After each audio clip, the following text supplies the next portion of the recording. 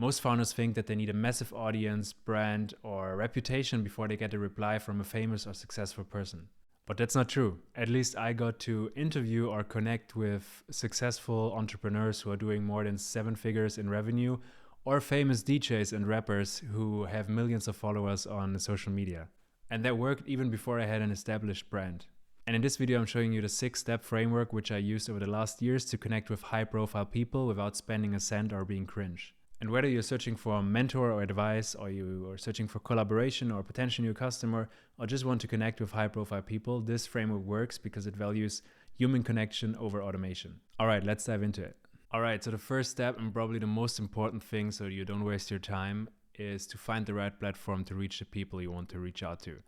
And I think there are 2 main things to consider here. And the first one is probably obvious. Use a platform or social media platform where the person is actively doing stuff, for example, posting, commenting, or you see that at least it's not like a dead account.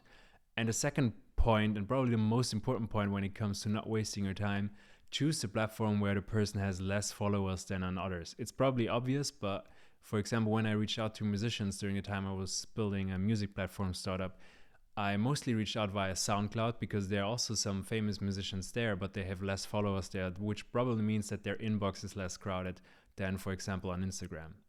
So the main takeaway here is to find a platform where they are active, but also have like the least amount of followers to increase the opportunity that they actually see the DM that you're sending them.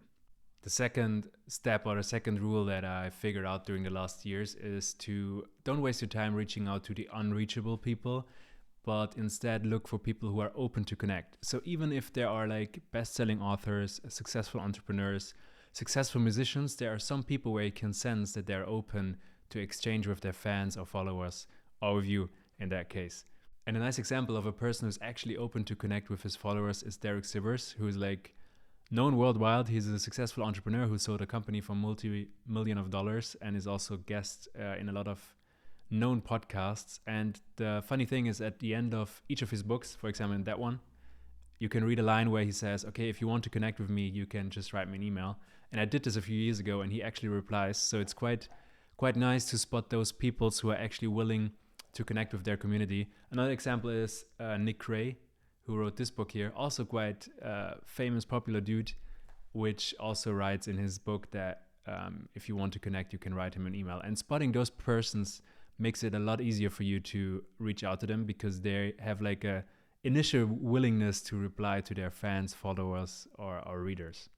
So the main takeaway of the second step is you can find those, or you can sense those people who are open to connect with you. It can be like a post where they say, what is your thought on this? Or it can be like an influencer who is more like interactive with his or her community, and just sensing what are the people, the high profile people I would like to reach out to that are actually potentially willing to reply to my DM makes it a lot easier than like targeting people who seem to be unreachable.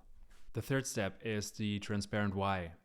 And I think the fastest way to get ignored is to hide what you actually want or why you're actually reaching out. So there are various reasons why you would want to reach out to a high profile person. Could be because you just want advice, could be because you want to invite him or her to your podcast, you want to get a job, you want to pitch your idea. So there are several reasons, and I think the important thing is to be clear about that reason upfront. Doing so, be clear what's the win for them. So tell them about the win-win, what you want, but also what they get out of it. And what they get out of it can also be just helping like a founder who's struggling, or giving advice based on their wisdom, can also be something like that, but be clear about it.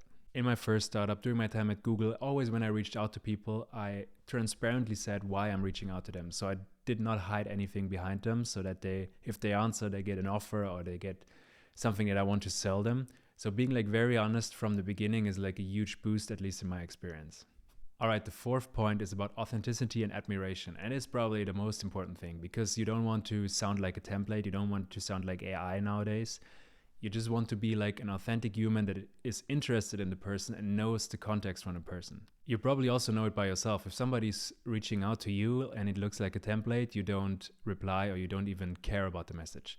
But if somebody like did some research about you or is a fan or like been following you for several weeks or months or years, you more likely will reply because you feel the admiration from the other person and the authenticity. And this is something that is crucial in your message to the person. The person wants to see that you did some research, you know the context, and you're not just a bot or a person who sends out like hundreds of messages every day. So the key takeaway here is that authentic admiration can't be replaced by AI, at least in my opinion, because you can always take like one step further where the person sees, okay, this is actually a human that is interested in what I'm doing. The fifth step is to add some proof to your message. So you don't need millions of followers or an incredible reputation. The important thing is that you have a signal so that the other person can trust you. And there are several variations on how you can deliver that trust signal. For example, when I was reaching out to popular DJs and asked them if I can interview them, I would send them a YouTube link to a not even published interview I did with a friend, just to show them that I'm serious about it. Or for example, when I'm reaching out to very successful founders who are doing more than 7 figures in revenue, I tell them that I'm already collaborating with founders who would be interested in their knowledge so that we can have a Q&A session. So it's really about showing them that you are serious about it and you are putting the work in, and for whatever you're offering them, you're there and you're committed. So I think one of the most important things is to add something to your message that builds some trust to the receiver of the message. And this can be, as I said, some references, YouTube videos, whatever shows that you're not just talking, but also executing. The last and probably most painful step is the realization that at the end, it's a numbers game. A 20% response rate would be a nice success, so don't let your fourth no stop your first yes. In the end, the reality is also that it's a numbers game. So it can be the case that you're sending out 20 messages and you get no replies at all, or you get no's and you are frustrated. But at the end, it could be the 21st message that gets a yes, and you don't want to miss that one. So the important thing is to don't get discouraged by ghosting, non-replies or no's, but instead focusing on, okay, this is my first yes, so probably it's working. I just need like 20 messages to get the next yes. And that's one of the most important things as well, to stick to it and be consistent. All right, those are my 6 insights that I got from reaching out to high-profile people over the last years and how I got to connect with them, but also collaborate with them. So I hope it helps, and thanks for watching. If you want to get more videos like this, feel free to subscribe. Wish you a nice day and see you soon.